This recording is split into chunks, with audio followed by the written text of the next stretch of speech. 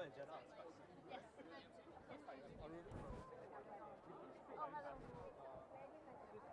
hello. Hi, Mr. Go. Yeah, I was told that you'll be here today. Nicole said that you needed to know who was. Oh, yeah. Good luck. Yeah. Thank you. Break no legs. Thanks.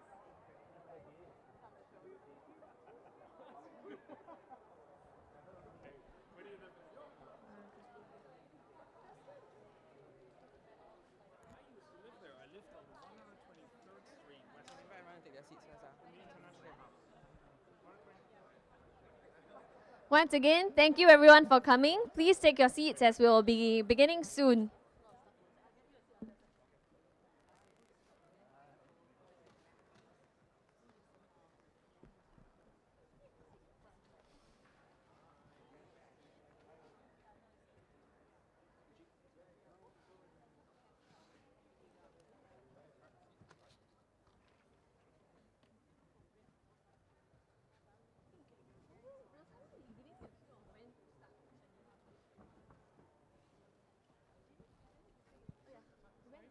Should I begin officially? Start, officially. So good evening, everyone. Thank you so much for being here for the launch of Singapore's first ever pavilion at the United Nations Climate Change Conference. My name is Audrey. I'm from the NUS Center for Nature-Based Climate Solutions, and I'll be your MC for today. So thank you all once again for being here at the end of a very long day. I also want to welcome Singapore's Ambassador to Cairo, Mr. Dominic Goh. Thank you for joining us, Mr. Goh.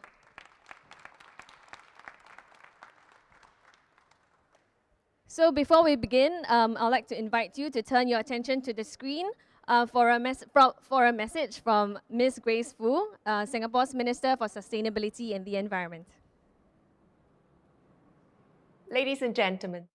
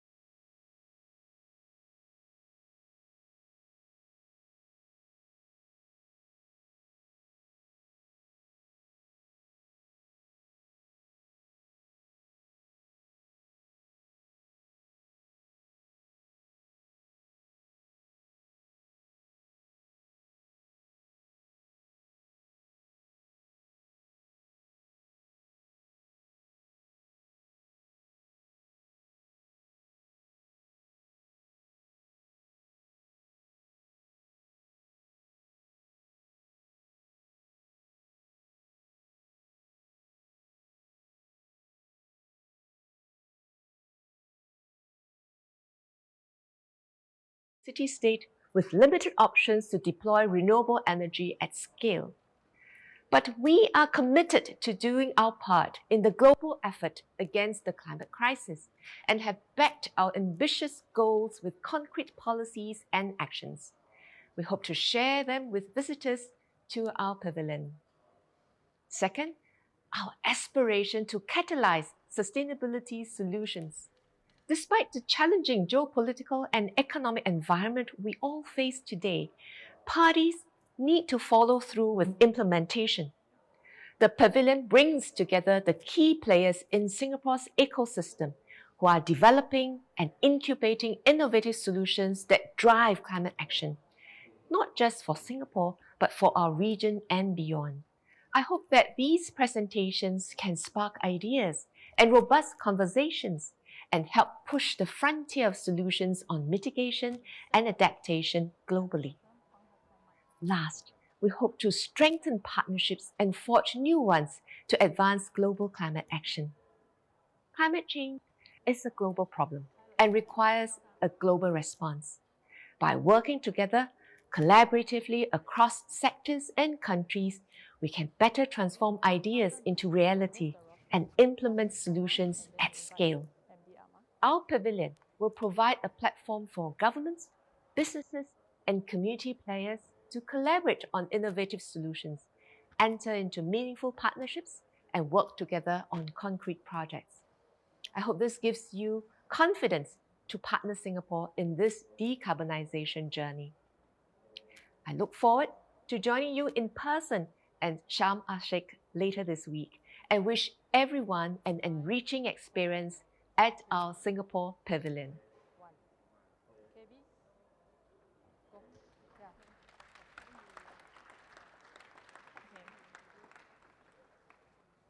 Thank you all for your attention, and I'm sure we are all looking forward to welcoming Ms. Fu to COP27 later this week.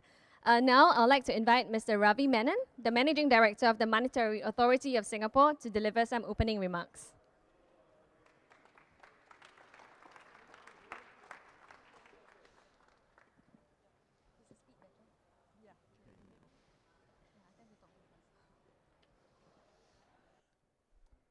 Ladies and gentlemen, friends, colleagues, very good evening, and welcome to the launch of the Singapore Pavilion at COP27. As we gather here in beautiful Sharm el-Sheikh, let us remind ourselves of the task before us to reduce global greenhouse gas emissions to net zero by 2050 in an orderly and inclusive way. Singapore is committed, as you heard from Minister Grace Fu, to the net zero by 2050 target and has laid out its plans and strategies. But this pavilion is not just about Singapore's plans to get to net zero. After all, Singapore's contribution to global emissions is just 0.1%. But as a global city, a technology hub, and a financial center, we can play a larger role in the fight against climate change. Singapore wants to be a convener, a catalyst, and a contributor to solutions for global climate action. And this is the broader purpose of this pavilion. As a convener, we will bring together partners in industry, in finance, academia, civil society, and the government to spark new ideas and forge new relationships for effective climate action. As a catalyst, we will work with partners to step up the pace of transition in this critical decade, 2020 to 2030, which will substantially determine whether the world indeed gets to net zero by 2050. And as a contributor, we will share with others the climate solutions that we have developed and worked for us and may be of relevance to others. Let me highlight three key themes of the Singapore Pavilion. One, decarbonization technologies. Two, transition finance.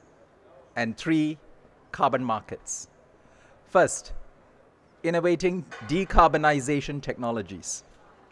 The transition to net zero will require us to transform how we live and work. It will transform how we power our homes and offices, how we travel, how we grow our food, and construct our cities. As a densely populated metropolis in the tropics, Singapore is a living lab to develop, test bed, and commercialize green solutions for urban living. Let me highlight just two areas. One, decarbonizing land transport. In many cities, land transport accounts for a substantial portion of carbon emissions. In Singapore, it's about 15%.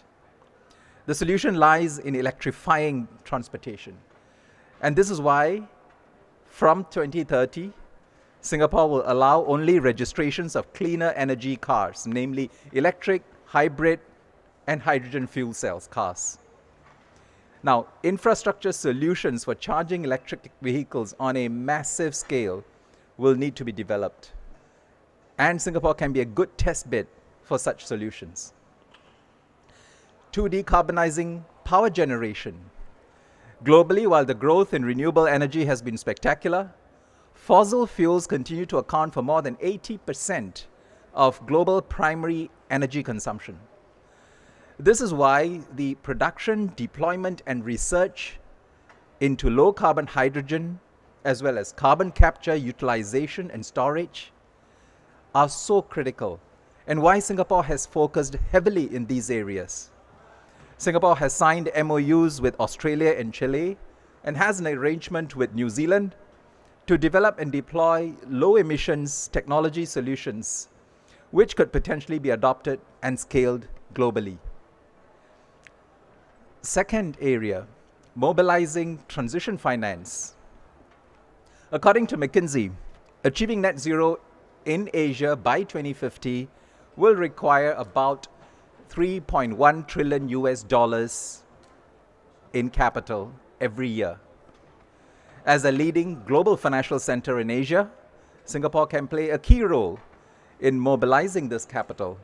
And let me highlight two areas here. One, blended finance. Many sustainability projects in emerging markets pose risks that are just not commensurate with their expected returns.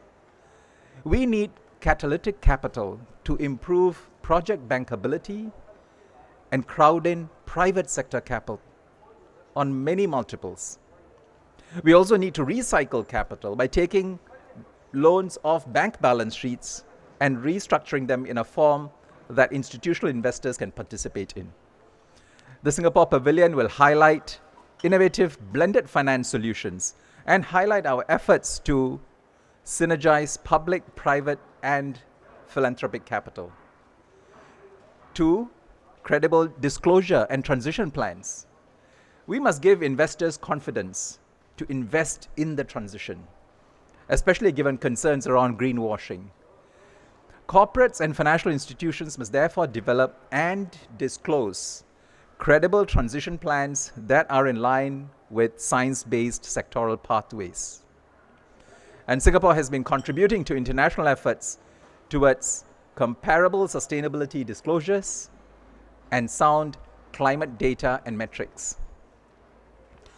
Third, developing sound carbon markets. Carbon markets play a complementary role to channel funds to emissions reduction and removable projects that would otherwise not have received funding. Singapore can play a useful role as a facilitator of carbon market solutions in Asia. And one area of promise is the voluntary carbon credit market. It is expected to play an increasingly important role, especially in Asia. The demand for credits will come from sectors where it is difficult to reduce emissions due to prohibitively high costs or a lack of proven technology. At the same time, activities like reforestation, mangrove restoration, and the early retirement of coal-fired power plants can potentially generate good quality credits. So we will showcase efforts by Singapore to work with global stakeholders to foster a sound and vibrant voluntary carbon credit market in Asia with these demand and supply factors at play. This pavilion is the result of close partnerships among Singapore's businesses, NGOs, academics, civil society groups, and the government. Please join me in expressing appreciation for the organizing team, which has worked very, very hard to bring this to fruition. And I wish you all a fruitful time.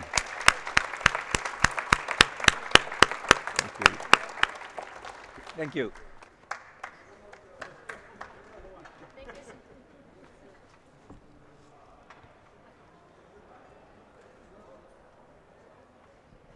Number 2, okay. Thank you so much, Mr. Menon. Now we have come to the exciting part of, oh, sorry. Okay.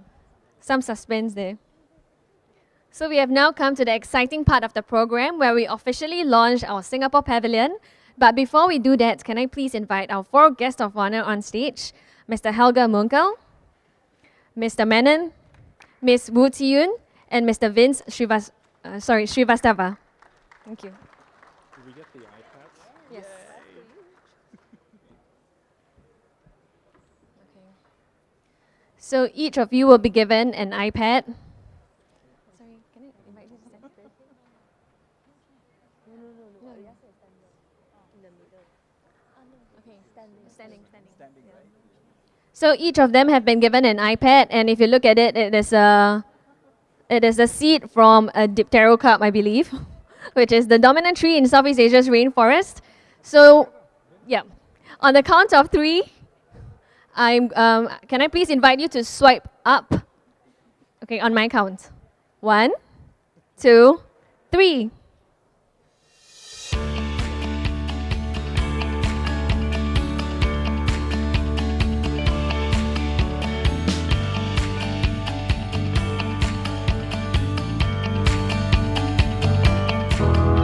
In this fast, evolving world,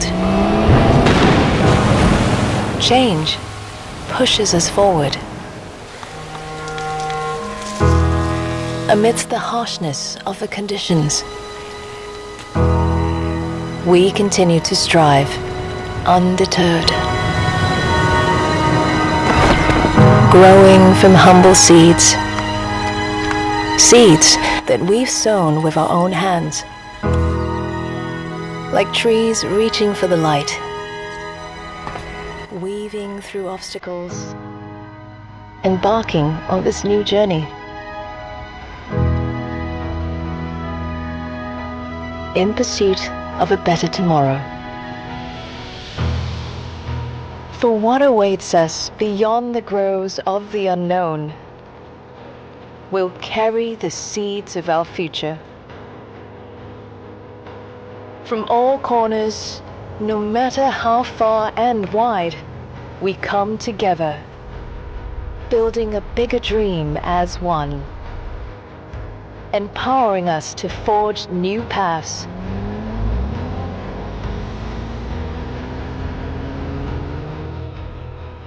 Nurturing, hoping, discovering, and seeing that our changes will bloom into a new world, where what seemed daunting at first can always be overcome. With the seeds of change that we plant today, we create a vision for tomorrow, building a future of green possibilities.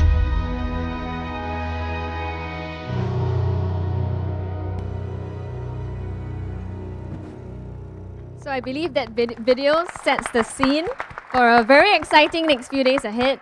For our guests of honor, can I please invite you to take your seats again?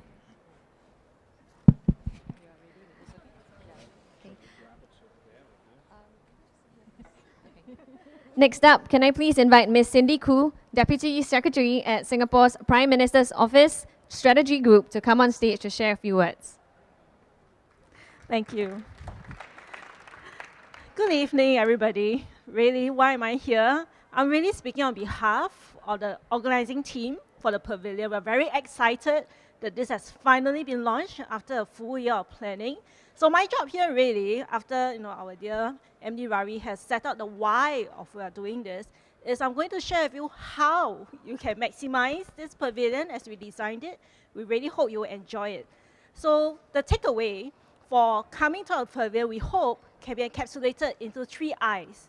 Really, we hope that after 2 weeks of our pavilion being here, you can take away with you the first I, interactions. Really, this is a place for meeting of minds, meeting of people, meeting of partners, potential partners, past partners, whatever it is. Rebuild relationships, create new relationships. There are many people who have been involved in this. We have more than 100 groups of people who have worked with us in setting this up. In the first instance, we hope through that partnership with us and with one another, there are new partnerships that can be formed. And as they are here, we also hope that they can build relationships beyond that community. Of course, with that interaction here, we are also thinking there are people who may not be able to be present here. So we also have our interactive platform, the virtual pavilion, that you can access online, that will allow you to access the sessions that you may not be able to attend here in person, but feel free to interact with us online, right? That's the first I, the interactions that we are hoping that you can have here. Singaporean companies, partners, groups that are here, this is not just a one-time thing. You can also use it as a home base. We have meeting rooms that you can use if you like to meet up with people. Use this space, really. We have coffee, we have drinks. take it easy, chill out, make a deal. We love it. If you can have lots of interactions here, we hope that this will be buzzing with activity. So that's the first I. The second I, we hope, will be inspiration, ideas, things that resonate with you. We have a lot of displays here. You have 2 classes there that you can see. One really presents on the Singapore Green Plan, the actions that we're taking, the solutions we are offering, the plans that we have for taking the work forward across partnerships, across countries. We have a second cluster of displays there, which are thematically organized. So if you come here every day, you will see different displays every day. Repeat customers are very welcome. Please feel free to come and play with our displays.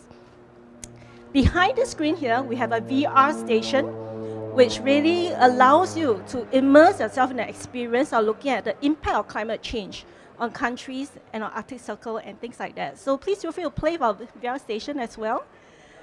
Now, the inspiration, really, what does it bring us to?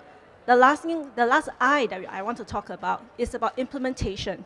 Once again, this brings back to the theme of this year's COP27. We're really talking about taking action. All the ideas in the world will not make a difference unless we learn to take action. So through our displays, we also hope that we will showcase the kind of solutions that are practical, that are innovative, and from Singapore's point of view, being able to bring together integrated solution that's not just creative from our point of view, but also allows us to leverage on the strengths of different partners around the world and across different sectors. So the implementation angle is very important to us. So in that corner, we also have a station there that's about pledging action. You don't have to do it today. In fact, you can't do it today. It's not ready yet. But from tomorrow onwards, we hope to see more people make pledges. It takes firm commitment to taking action in order for us to address this climate change challenge that we're facing as a country, as a global community. So with that, I hope that everyone will get to enjoy the pavilion and really enjoy the 3 I's I'm going to take out of this.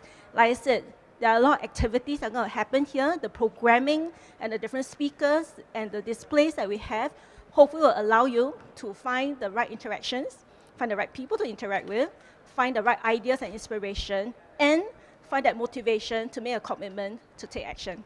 Thank you very much. Thank you so much, Cindy. Okay, as you can see from the presentation so far, today is all about partnerships and collaborations. So to take this discussion forward, we're going to invite a very esteemed panel to join us on stage, where we are going to discuss the role of partnerships and collaborations in tackling climate change. So can I please invite our panel members to come on stage, please? Ms. Koo, Science Communicator Wu Chiun, Chief Sustainability Officer at DBS, Helge, and Chief Sustainability Officer at CapitaLand, Vince, sorry. Okay, thank you all for joining us today. Okay, I believe you guys each have your own mics. So today is all about partnerships and collaborations. And Chiun, I was hoping you could kickstart today's discussion for us.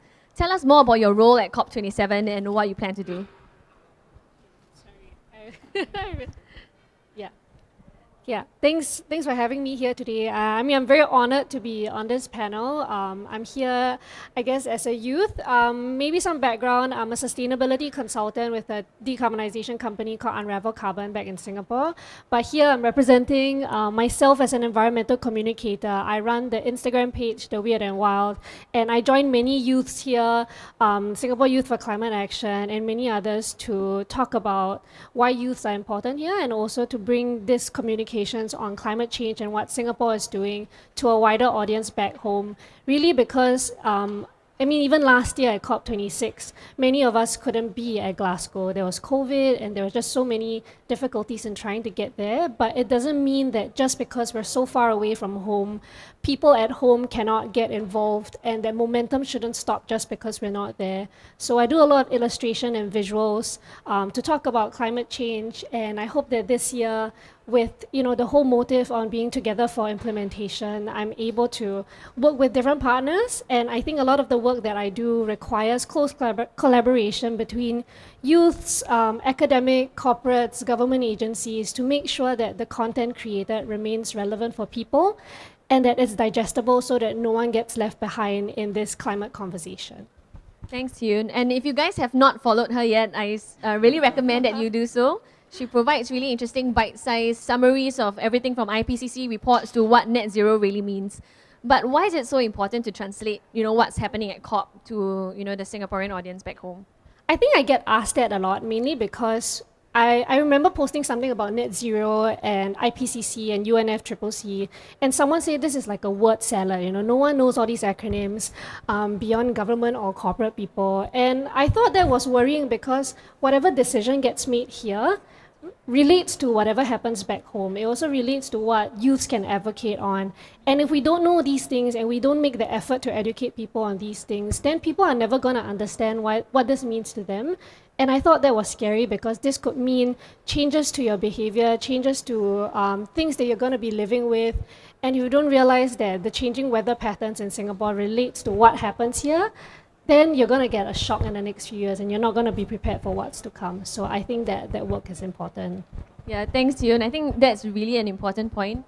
Sorry, did you? I thought I'll add on because it's quite interesting that Thierry talked about what does net zero mean to the average person, right? And actually in the run-up to us revising our NDC, we did run a round of public consultation via REACH. We did reach out to a lot of different groups in Singapore to seek their views about how we might get to net zero. So I think what my reflection through that whole process is that when it came to particular groups, actually they're a lot clearer about what it really means, right? Because some really feel that impact really a lot more quickly, or some really have read out about it, they've done a lot more research and all that. But when we did a REACH one, which really is the one that's meant to capture people who we may not have been able to reach out to because they didn't belong to a group, actually then the responses tended to be a little bit more disparate. I mean, what's encouraging about it is that there's a very great sense of conviction that this is the right thing to do. And they are prepared to, we even ask very difficult questions like, are you prepared to pay more and things like that. And people are prepared to so-called pay a cost to what we think we need to do. But I think what's challenging though is that they are not quite sure what exactly that entails. I think some immediate things might be, more expensive electricity, but really it goes far beyond that. There are things about what kind of livelihood are you going to have in the future? How may you decide how you might raise your family? There are certain implications that really go beyond. So I think the kind of work that TU does really is very important in helping to help people visualize and concretize what it really means to live in a low carbon future. Thanks, Cindy. And I guess on that note, in Singapore's quest to net zero and built up urban Singapore, buildings are a key feature of our landscape. So Vince, can I just invite you to talk a little bit about what CapitaLand is doing? Under the Green Plan 2030, there's a lot of focus on making buildings greener, more energy efficient. But how does that translate into things that tenants or people living or working in the buildings feel? Yeah, I think realistically is a very critical role. We all know the so publicized statistics of more than 37% for emissions by the buildings, right? So I think we follow a very strict carbon mitigation hierarchy, and the focus really is on using innovation, using technology to address the issues of energy consumption, address the issues of increasing the procurement of renewable energy across our geographies. And while we are Singaporean, but we're also spread globally. So there's a lot of cross-learning that happens. There are a few trends that we are seeing, especially when it comes to partnerships. We're seeing a lot of our tenants being very, very vocal about the kind of buildings that they want to go into. They don't want to be associated with buildings that are not green enough. And that provides impetus, both financial and otherwise, for asset owners to invest heavily in decarbonization. The other change that's happening is the penetration of climate tech technologies and startups who are really investing a lot of time and energy into developing decarbonization solutions is increasing manifold. So therefore, we run a global sustainability challenge to tap on these technologies and then offer the entire portfolio for them to, as a sandbox, pilot and try out. The other lever is, of course, on sustainable financing. And we've got sustainability-linked loans and green loans, almost more than $10 billion now in our kitty. And almost half of that, which is in the SLLs, the interest rate is linked to our decarbonization targets. So there's a very tangible saving. So I think increasingly now it's real. And for us at CLI as well, the focus has shifted from the what to the how. And over the next few years, what is very important is to consistently make tangible progress and regular progress in a way that it balances your economic objectives as well as your environmental leadership. Thanks, Vince. But on that note, you did mention that there's increased demand, right?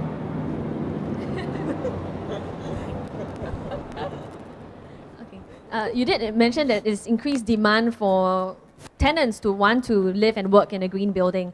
But what about those who are, less aware or less aware of the need for buildings to become greener? How does CapitaLand engage them? So two examples I can give you. One is through green leases.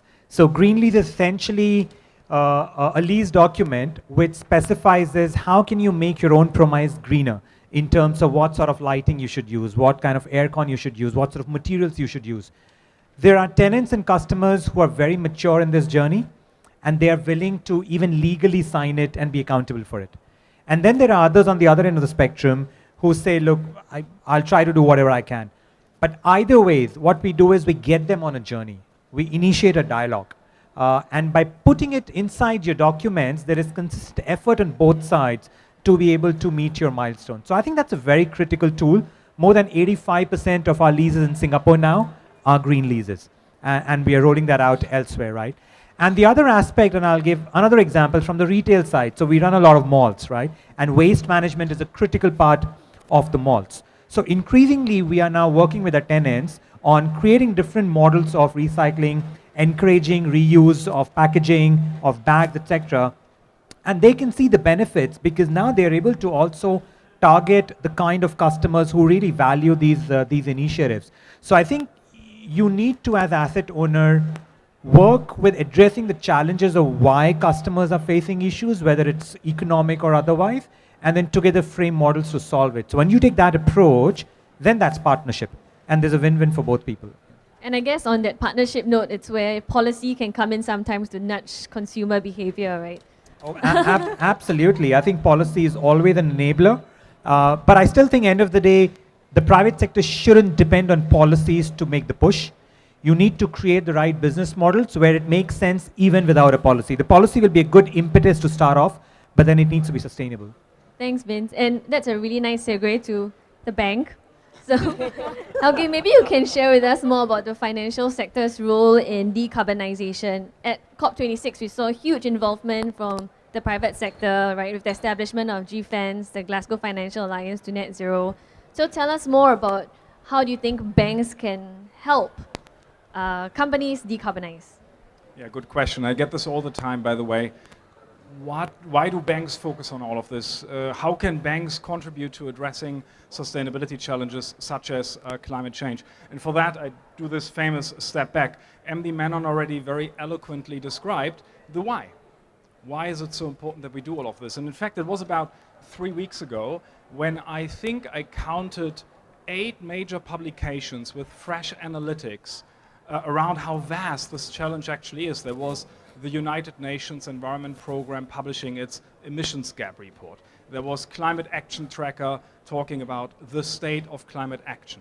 There was the World Resources Institute publishing a report on the state of NDC, so how countries aim to tackle climate change, and so on and so forth. There was one article, though, that really caught my attention, published by Lancet, which talked about the negative impacts on humans' health, mental and physically, that arises out of all of this, for example, climate change. So if I cut through these hundreds and hundreds of pages, we get to 2 simple conclusions. Number 1, the negative impacts on humans is very real and it's intensifying. And number 2, we're nowhere near doing enough to addressing it. And that then again brings a key realization, which is nobody can do this alone. Exactly as we are represented on this panel, we need ecosystem change. We need government regulators, the private sector, the finance sector, all of us embedded in the community at large to come together and push, simply because we need to so radically change the way we live and play every day and the way we organize our economies. Ravi Menon already mentioned $3 trillion in additional financing needed only to transition energy systems globally. If you add to that financing needs for other sustainability challenges, the numbers are even more staggering. So we all need to work together. And in this realm of radical ecosystem change, banks then have at least 2 key roles to play. Number one, reallocating capital away from unsustainable towards more sustainable activities. So, for example, with that in mind, DBS in the run-up to COP26 last year, we committed to being net zero in our financed emissions. Now, what does that mean? We don't produce stuff. We don't produce suits or iPads or cars, but we're enabling that with lending and financing decisions. So you can attribute greenhouse gas emissions to us as a bank to the extent of our lending and financing. We want to get this down to net zero. And a few months ago, we published a fairly detailed report where we told the whole wide world how we want to do this and also how we set short-term decarbonization targets. And collaboration is key. If Vince wants to make Capital Land even more sustainable, and they're already doing a lot, then we want to sit at a table with Vince and talk about his ideas and brainstorm and hopefully also effectively empower him by providing capital. But a second role is thinking beyond financing and lending. We want to also foster innovation and want to bring different parts of the ecosystem together. One example is we are a founding shareholder of CIX, Climate Impact X, which is a global but Singapore headquartered carbon exchange. And a second example, in 2 days, we're going to start our Sustain Tech X, which is a global hackathon. We're going to throw some problem statements at the global fintech community, because there are always people that are better at certain things than us. And we're going to support them with financing, with mentorship, and also connecting the dots. So collaboration is key in all what we do, and we have a couple of key roles to play in this ecosystem. I like to think in analogies, so I'm not sure if you will agree with me on this, but it seems like on the road to net zero, government policy are the signpost and finance is the driver. So where does civil society fit in, Tune? Yeah, I was just gonna jump in there to say that I think in thinking about the ecosystem as of course the public, the private, but civil society is a very key thing, and I think that's something that when people talk about partnerships, people often forget that civil society or youths are another community that should be engaged, because like you said, right, that, finance can be the driver, policy can be the nudges, but civil society is where radical change is going to be asked from, and they are the people. I'm overshadowed by all these people traveling in for the next few weeks. But yeah, I would think that civil society are key people to be engaging because, in a youth panel I mentioned earlier, someone once who works with youth once told me that, the key people to be speaking from are not the people who are already working in industry, because they'll tell you, oh, this one cannot do, this one we can do, but there are limitations. And of course that is practical and that's realistic. But if you really want the nudges, if you really want the people who are going to be aspirational, those ideas are going to come from youths who will say, why not this? Why is this hindering us? And how can we get over it? And I think those are the voices that need to be at the table, not to be seen on some CSR report to say we have engaged the youth, this and that, but really resources dedicated to uplifting them and listening to them. I mean, the Singapore Youth for Climate Action put together recommendations, 26 recommendations on what they hope to see from governments and also the private sector. And I think those are things that are worth looking at. I mean, the policy paper, the links are all there. And I really encourage everyone to go take a look, because I think those things need to be heard.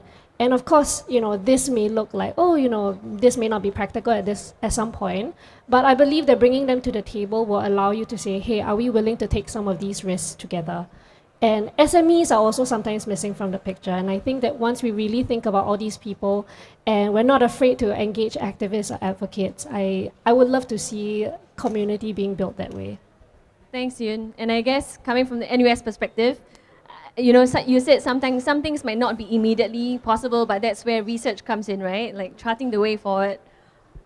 Okay, so I just wanted to check with you guys also, what are your hopes for participation in COP27 this year, whether at the Singapore Pavilion or at the conference in general? Cindy? Yeah, I think I'll kick off also because I feel that this is really quite representative of what we hope to achieve with the pavilion, and also the very nature of COP27. I think underlying a lot of what we want to do versus what might be holding us back, really the gap is a kind of creative tension, right? I think aspirationally, we kind of know where we're heading, but how to get there, how fast to get there, who needs to do what to get there, is where there's still a lot of space. You know, the answers are not necessarily clear, and there could be different answers for different players, different countries, different parties, and I think it's that kind of commitment to doing that exploration together, to be prepared to lean in and not feel uncomfortable with that kind of creative tension. That we are prepared to do something, but someone's going to push you a little bit further. Or you may want to do it this way, but someone might push you to do it a different way. But are we prepared to come and have that conversation and be open-minded enough to see where that common space is and what your contribution is going to be in moving that journey ahead?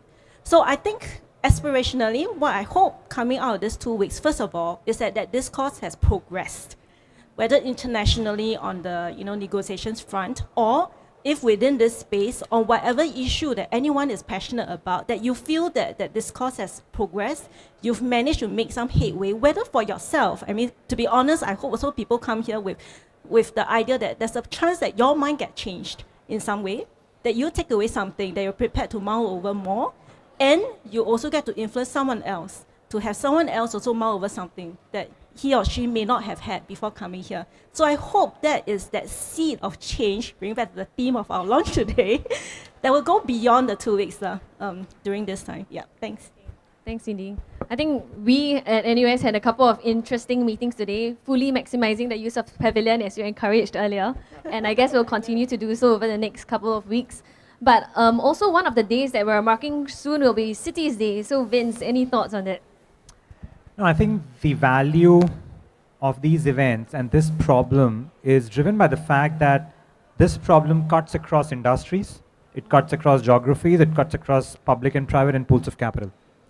So, somebody was asking me, all these big conferences, people burn so much carbon to fly all the way there and talk for 2 weeks and come back on sustainability. Are you guys being hypercritical? My response is, the purpose of these events is the value that you can derive in identifying how others in similar positions are addressing your challenges. And if collectively we can come out with even 1 or 2 takeaways each, which can make a difference in the way we are going to approach our own respective journeys in the next few years, both personal and corporates, I think we would have more than offset our carbon footprint of coming here. So for me, that's the value. Even if there's a 1 or 2 takeaway that I can learn, which I know is going to maximize my own journey towards net zero of my own organization, if everybody thinks like that, I think we've achieved a significant result. So the strength is in that collective wisdom and knowledge that hopefully we all will take from here. Thank you, Vince. Tiyun, any thoughts? Yeah, I would say that I guess as a youth here, I know that there's just so much wisdom in this room, and I think that there'll be a lot of help if in translating some of these things and whatever's happening to, tell us what's happening, tell us what you're negotiating. I hear things like Article 6, Clause 2.1, etc., and sometimes I get very, very lost. Sometimes climate finance, I also get very lost, and I think in engaging youth and really telling them what's up, what's happening and why some things can be done, you're able to engage people and communities a lot better to make things happen, and also to tell this back home, because they're going to be the ones doing a lot of groundwork, talking to communities and saying, hey, there are all these barriers, how are we going to get over them for something like the plastic bag tax in Singapore, which I don't know if it's going to happen. But in any case, I think there's just a lot of opportunity to engage with young people at this conference. And I hope that, things like this it cannot be exclusive, but if I'm going to live through this for the next 20 to 30 years of my life, I would like to know what's going to happen next. So I guess that brings us to Helge. As the driver, everyone's looking to you now. No, we need to keep the energy levels up. The world is in a very stressed situation right now. We have a global food crisis, global energy crisis. We might have a global recession. So we must not allow ourselves to slow down. It's a vast challenge, as we've said. So keep the energy levels up, and action matters. Okay, thank you so much, Helge. And please join me in thanking our panelists for a very engaging discussion. So right now, I would like to invite you guys to the reception, which is over at the back, for some mingling. And if you have more questions for our panelists, I'm sure they'll be willing to speak with you. For members of the media, you're invited to stay back for a short Q&A. Okay, thank you everyone, and have a wonderful 2 weeks ahead.